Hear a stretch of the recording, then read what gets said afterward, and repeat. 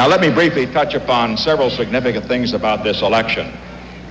First, and this for me is rather unusual, I've never known a national election when I would be able to go to bed earlier than tonight.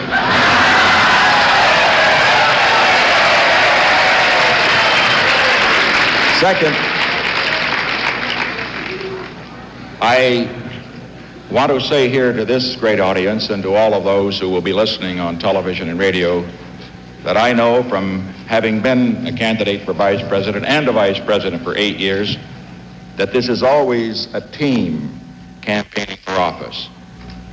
I wrote a book after the election defeat of 1960, and one of the chapters of that book dealt with the campaign of 1960. When you write a book, you're supposed to dedicate it to somebody. And not being an expert at this sort of thing, I just put on the flyleaf of the dedication page on this book about the campaign of 1960. I dedicated it to Pat. She also ran.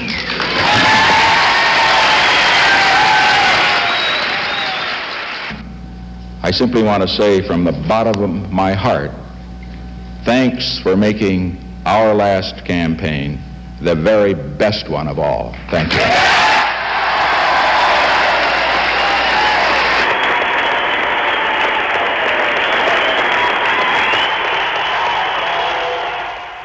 And I have just sent the following telegram to President Nixon. Congratulations on your victory. I hope that in the next 4 years you will lead us to a time of peace abroad and justice at home. You have my full support in such efforts. With best wishes to you and your gracious wife, Pat. Sincerely, George McGovern.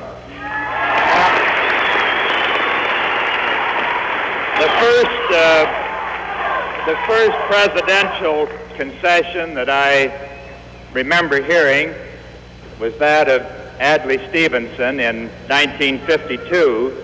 He recalled the old Lincoln story of the boy who had stubbed his toe in the dark, and when the lad was asked how it felt, he replied, "Well, it hurts too much to laugh, but I'm too old to cry."